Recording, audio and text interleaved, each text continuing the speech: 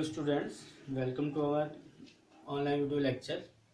Today topic is continuity. ये board के point of view से काफ़ी इम्पोर्टेंट है।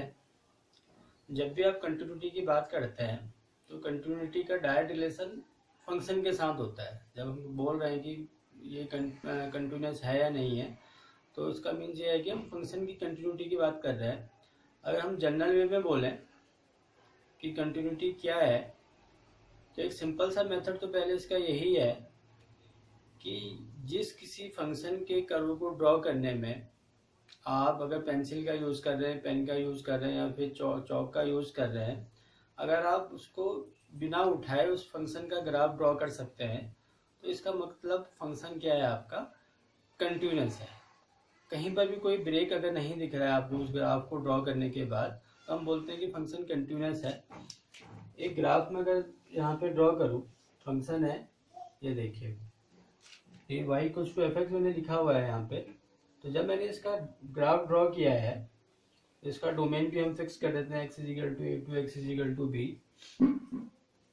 तो ए टू बी में जब मैंने फंक्शन का ग्राफ ड्रॉ किया है, तो देखिए जब ग्राफ ड्रॉ कर रहे हैं तो कहीं पर भी क्या हो रहा है कि स्केच पेन लिफ्ट नहीं हो रहा है। तो without lifting sketch pen, pencil और chalk, we can draw the graph of any function, then the function is called continuous function. अब जब फंक्शन का ग्राफ हमने ड्रॉ कर लिया है, तो ये तो पॉसिबल नहीं है कि हम हर बार फंक्शन का ग्राफ ही ड्रॉ करें कंटिन्यूटी चेक करने के लिए। तो अब हम क्या करेंगे, कोई दूसरी मेथड भी अप्लाई करेंगे जहाँ पे पॉसिबल है। अगर वो कंटिन्यूटी चेक करने के लिए बोल रहा है आपसे और आप उस फंक्शन का ग्राफ ड्रॉ कर सकते हैं, तो ये बड़ा सिंपल सा है। अगर आपने फंक्शन का ग्राफ ड्रॉ किया और आपको कहीं भी इस पर कोई ब्रेक नज़र नहीं आ रहा है, आपने कोई पेन लिफ्ट नहीं किया है, पेंसिल लिफ्ट नहीं की हुई है, तो इसका मतलब फंक्शन कंटिन्यूस है। तो लेकिन हर केस में हम फंक्शन का ग्राफ ड्रॉ नहीं कर सकते हैं। कभी कभी क्या होगा कि ये हमारी इसका एक रिस्ट्रिक्शन आ जाएगा कि जहाँ पे हम ग्राफ को ड्रॉ नहीं कर सकते हैं। तो उस वाले केस में क्या होगा, हम मैथमेटिकली इसको कोशिश करेंगे कि हम फंक्शन की कंटिन्यूटी चेक करें हर एक फंक्शन के लिए। तो उस वाले केस में क्या होगा, देखिए, अगर ये function y equal to f x है और मुझे इसकी कंटिन्यूटी को चेक करना है, एक पर्टिकुलर पॉइंट पर चेक करना है, उस पॉइंट को मैं यहाँ पे अभी लिख लेता हूँ x इक्वल टू सी। तो मैथमेटिकली हम लोग क्या करते हैं कि हम फंक्शन की लिमिट फाइंड करेंगे, limit x tends to c f x. Limit x tends to c, x की वैल्यू c की तरफ टेंड्स कर रही है और आपने उस लिमिट की वैल्यू फाइंड करी, और अगर वो एफ सी के इक्वल आ रही है, तो इसका मतलब ये है फंक्शन क्या है, आपका कंटिन्यूस है। तो एक मेथड तो आपका ये है कि आपने फंक्शन का ग्राफ ड्रॉ किया, और अगर आप ग्राफ ड्रॉ नहीं करें, मैथमेटिकली आप प्रूफ करना चाह रहे हैं, पर्टिकुलर पॉइंट पर आप फंक्शन की कंटिन्यूटी को चेक करना चाह रहे हैं, तो हम लोग किसका यूज करते हैं, limit x tends to c f x equal to f c. अगर ये इसकी लिमिट की वैल्यू एफ सी के इक्वल आएगी, तो इसका मतलब क्या है, आपका फंक्शन कंटिन्यूस है। और एक्सप्लेन करते हैं कंटिन्यूटी को।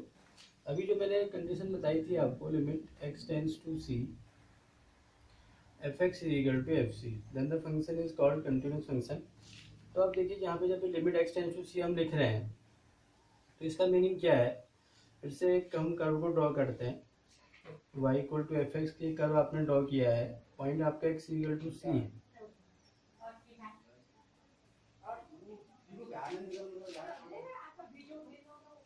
तो अब जब हम इसका ग्राफ ड्रॉ कर रहे हैं, देखिए ग्राफ तो ड्रॉ कर लिया हमने, x इक्वल टू सी पर हम कंटिन्यू चेक कर रहे हैं।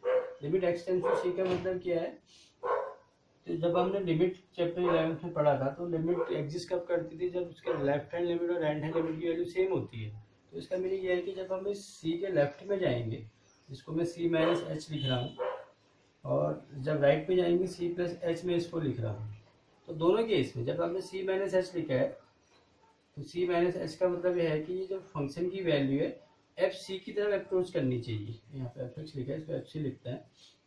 जब पॉइंट सी के लेफ्ट में है, c minus h, h tends to 0 है यहाँ पे, तो जब आप एक्स के लेफ्ट में गए हैं और इस फंक्शन की लिमिट की वैल्यू को फाइंड करना चाह रहे हैं, और आप ये देख रहे हैं कि जो फंक्शन की वैल्यू है किसकी तरफ अप्रोच कर रही है, एफ सी की तरफ अप्रोच कर रही है।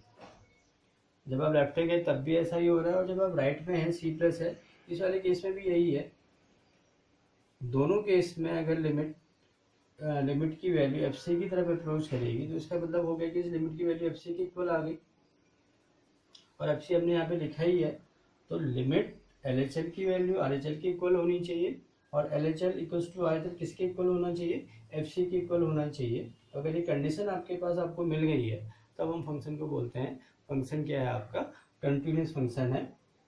एक बार फिर से देखिए, जब आप किसी पर्टिकुलर पॉइंट पर कंटिन्यूटी को चेक कर रहे हैं, हम जनरल डेफिनेशन यही है, limit x tends to c f x equal to f c then function is continuous function. तो आपने करना क्या है, पहले इसके लिमिट की एल एच एल की वैल्यू फाइंड करनी है, आर एच एल की वैल्यू फाइंड करनी है, दोनों इक्वल आना चाहिए, ठीक है, तभी लिमिट एग्जिस्ट करेगी। उसके बाद हम उसको आगे एक्सप्लेन कर सकते हैं। सबसे first L H L R H L equal आना चाहिए, और इसकी वैल्यू किसके इक्वल होनी चाहिए, एफ सी के इक्वल होनी चाहिए। एल एच एल भी एफ सी के इक्वल होगा, आर एच एल की भी एफ सी के इक्वल होगा, तब हम बोलेंगे कि फंक्शन क्या है, कंटिन्यूस फंक्शन। कंटिन्यूटी की डिस्कशन को आगे बढ़ाते हुए अब हम डिसकंटिन्यूटी की बात करेंगे। तो if a function is not continuous then function is called discontinuous function. अगर फंक्शन कंटिन्यूस नहीं है तो हम लोग बोलते हैं कि फंक्शन डिसकंटिन्यूस है। अब यहाँ पे भी डिसकंटिन्यूटी कुछ टाइप है हमारे पास, कि किस किस टाइप की डिसकंटिन्यूटी आपको मिलेगी। तो देखिए हम जनरल डेफिनेशन को ही लेके चल रहे हैं। Limit x tends to c f x is equal to, अगर एफ सी है तो हमने बोला कि फंक्शन कंटिन्यूस है।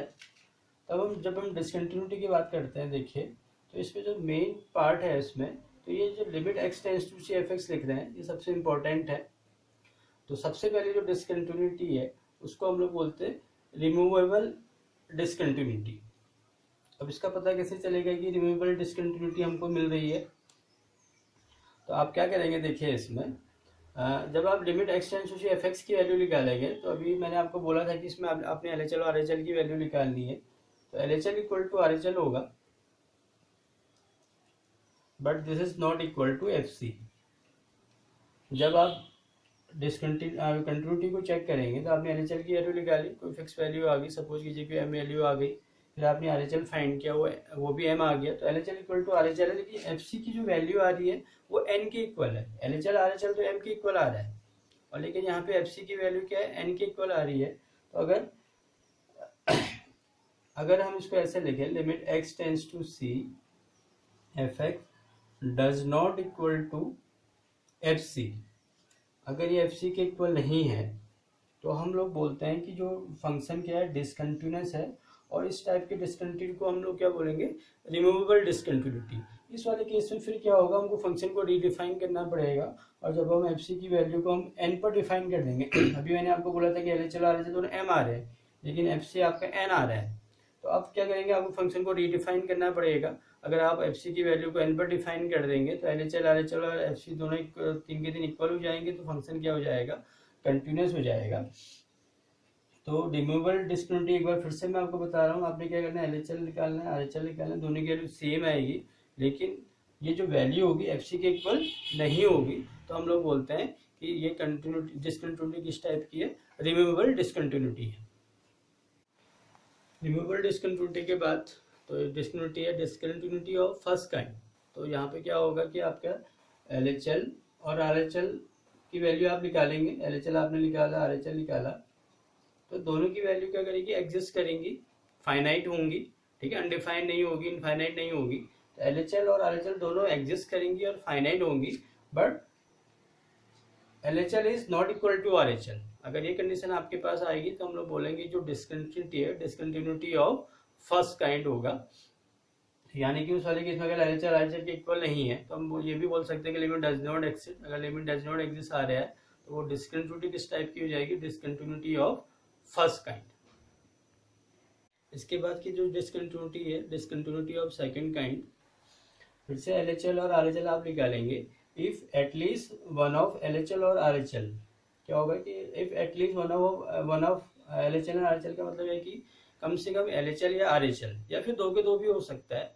अगर आपने एल एच एल निकाला, आर एच एल निकाला, हो सकता है कि दोनों में से एक या फिर दो के दो अगर एग्जिस्ट नहीं कर रहे हैं, तो उस वाली उस केस में हम लोग क्या बोलेंगे, जो डिसकंटिन्यूटी है वो हमारी सेकंड काइंड की है। तो फर्स्ट टाइप की डिसकंटिन्यूटी में हमने रिमूवेबल डिसकंटिन्यूटी की बात की।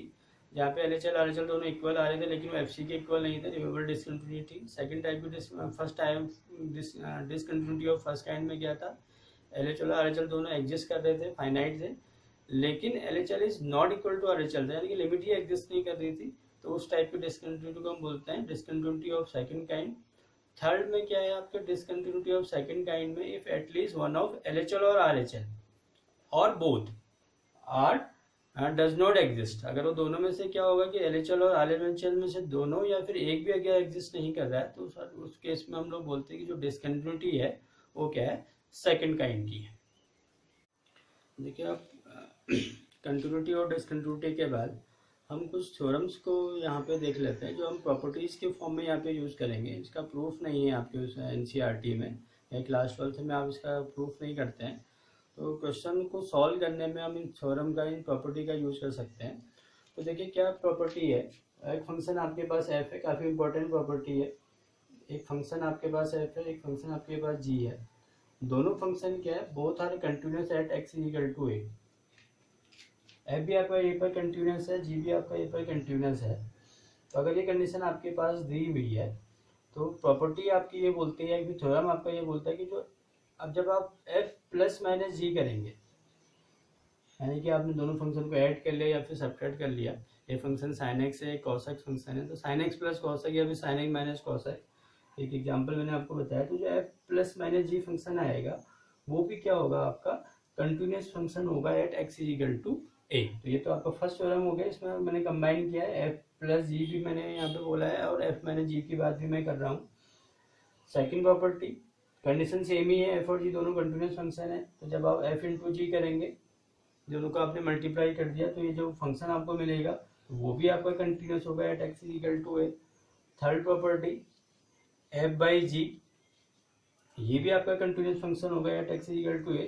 तो जब आप f बाई जी में प्रॉपर्टी का यूज करेंगे तो आपको ये ध्यान देना पड़ेगा वहाँ पे कि जो जी की वैल्यू होगी वो जीरो के इक्वल क्या होनी चाहिए, जीरो के इक्वल नहीं आनी चाहिए। अगर जी इक्वल टू जीरो हो जाएगा तो फंक्शन डिफाइन ही नहीं करेगा। तो जब आप f बाई जी का में यूज करेंगे, इस थ्योरम का, इस प्रॉपर्टी का यूज करेंगे, तो बस आपको ये चीज़ ध्यान में रखनी है कि जी की वैल्यू क्या होनी चाहिए, जीरो नहीं आनी चाहिए। फोर्थ प्रॉपर्टी है k इंटू एफ, अगर आप करें या फिर k इंटू जी आप करें तो ये भी आपका क्या होगा, कंटिन्यूस फंक्शन आ जाएगा। और एक लास्ट में कि f और g आपको कंटिन्यूस फंक्शन दिया है, कंडीशन सेम ही है, हर जगह पर हम इसी कंडीशन को लेके चल रहे हैं फर्स्ट सेकंड थर्ड फोर्थ में। तो वन बाई जी या फिर वन बाई एफ की वैल्यू भी जब आप फंक्शन फाइंड करेंगे, रेसिप्रोकल फंक्शन आप फाइंड करेंगे, तो ये भी क्या होगा, कंटिन्यूस फंक्शन होगा। यहाँ पे फिर से आपको ध्यान में रखना है कि जब आप one by g one by f कर रहे हैं तो जी और एफ ए की वैल्यू क्या होनी चाहिए, नॉन जीरो होनी चाहिए। अगर ये जीरो आ जाएंगी तो उस वाले केस में फंक्शन क्या होगा, डिफाइन नहीं होगा। और एक लास्ट प्रॉपर्टी और है इसमें, तो उसको अभी हम देखते हैं इसमें क्या है। लास्ट प्रॉपर्टी हम देख लेते हैं। फंक्शन आपके पास एफ और जी रियल वैल्यूड फंक्शन है आपके पास, और फॉग डिफाइन हुआ है यहाँ पे, ठीक है। तो थ्योरम आपसे ये बोलती है, अभी प्रॉपर्टी ये का यूज करते हुए हम बोलते हैं कि fog is continuous at x equal to a provided. अब क्या यहाँ पे कंडीशन होनी चाहिए, क्या किस कंडीशन के बाद हम लोग बोलेंगे कि फॉग कंटिन्यूस होगा एट एक्स इक्वल टू ए। तो फर्स्ट कंडीशन ये है कि जो जी फंक्शन है, g is continuous at x equal to a, first ये होना चाहिए। और सेकंड कंडीशन ये है f is continuous at x equal to g है। पहले मैंने आपको क्या बोला कि जो जी है वो एक्स इक्वल टू ए पर कंटिन्यूस होना चाहिए, और उसके बाद क्या होगा, एफ जो फंक्शन है वो एक्स इक्वल टू जी ए पर क्या होगा, कंटिन्यूस होगा। ये दो कंडीशन आपके पास आ रही है, जी ए पर कंटिन्यूस है, एफ जी ए पर कंटिन्यूस आ रहा है, तो उसके बाद ही हम लोग कह सकते हैं कि जो फॉग हमने डिफाइन किया हुआ है वो भी क्या होगा, कंटिन्यूस होगा at x equal to A.